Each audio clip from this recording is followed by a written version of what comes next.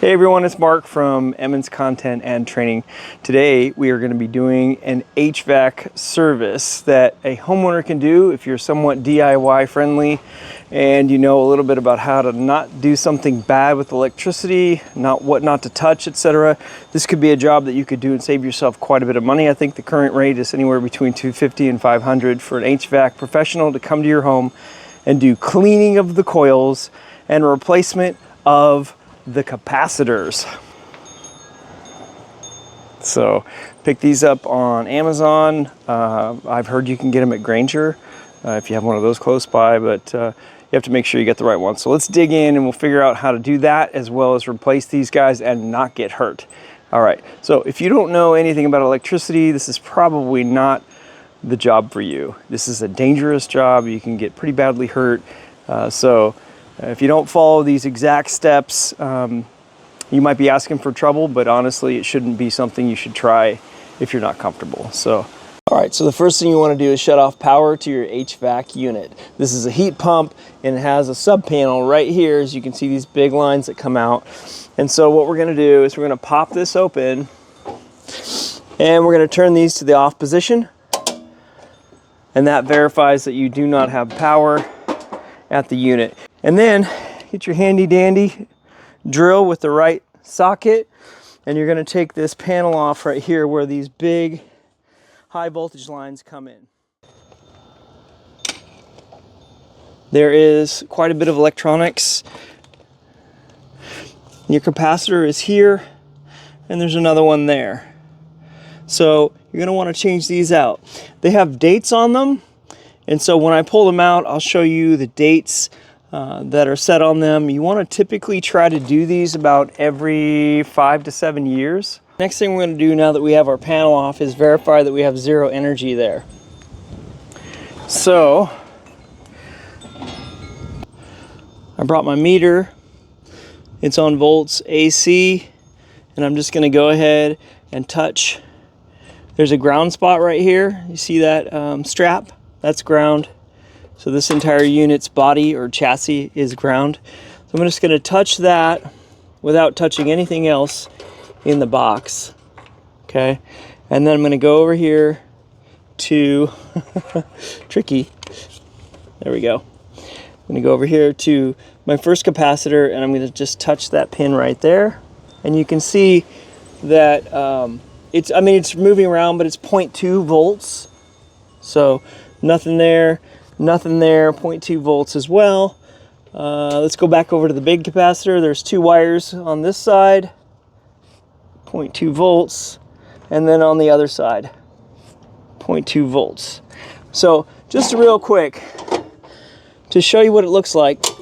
So now power's on, and here's your main switch, 121 volts, and then on this side also 121. So they will add together for 240. So going to the same pins on this, we got 121.8, 121. Also over here, 121. So the whole thing's hot right now. Turn it off, we're good to go. All right, so the next thing I'm gonna do is grab my drill and let this strap that's holding this condenser down, just loosen it slightly. Don't need to take it off, just loosen it. And then carefully, without touching the pins on the top, even though I know that there's no energy there, and now I'm looking in the power box and it's still off, we're just gonna go ahead and slide this capacitor out really quick. Okay. Now it's a good idea at this point, get rid of your spider webs for one, but take a picture of this so that you can understand the arrangement and make sure you get them back on the right way, okay? All right, so I've got a picture taken now. I'm gonna go ahead and pull these lines off. I've got my handy dandy pliers right here. These are slightly insulated, but it shouldn't matter, right? But I'm always thinking safety. So gently let go of that, and gently let go of that. And now we have our capacitor. Looking at the 2 of them, you'll see that the part number, USA 2035 and USA 2035, it's a match, okay? Something that you need to note as a note of caution. These pins of the old one and potentially the new one, depending on where it came from, are charged. If I go like that against my skin, I'm going to get a hell of a whop. You don't want that. So steer clear of these pins. We'll show you how to short those in just a little bit. All right, so we're going to go ahead and take this pin. We're going to put it on the new one. Take this pin, put it on the new one, and make sure they're snug. And then we'll just go ahead and fit it right back down into our holder. Okay. I mean, it's pretty snug. It doesn't typically move during operation. Then we're going to snug it up. Okay, and then we're good. It's actually not really held very tight, which is good because you don't want to crush these in any way. The next one I'm going to do is over to the other side. All right, so this capacitor is a little bit harder to get to, so let's take these wires and pull them just a little bit off to the side. And then we'll just go one off. Put a little bend in that so I remember it's in the front. And on the side. Okay.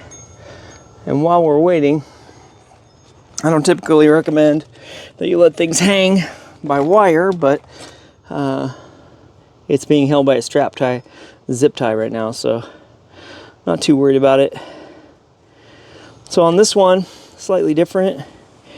It's got black in the middle and black is here, and it's got white on the outside, and it's labeled common. You can see that. Common on the bottom there, white is labeled Herm, and then we've got fan for green. Sorry, there we go, fan for green. All right, so these red wires go to common, get those put back in, and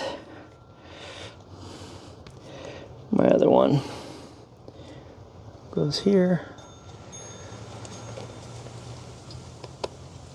All right. And then we've got a yellow wire that goes to white or Herm. Okay. Hold that.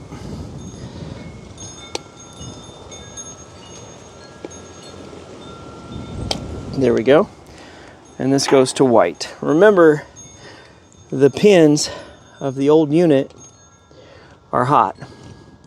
Okay, so now we're attached and seated very nicely, and we're just going to go ahead and put this back in the strap.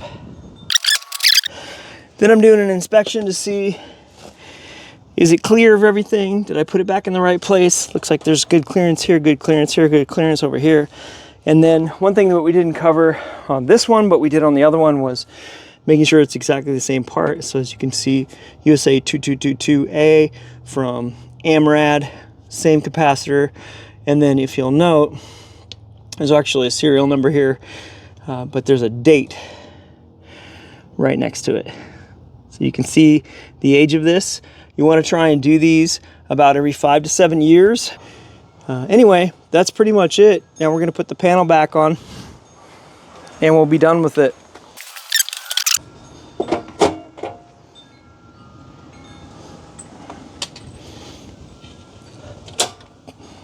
That's a good sign. Nothing blew up. Joking.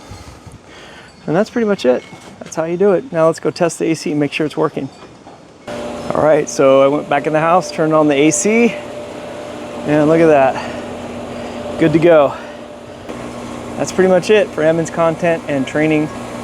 See you next time.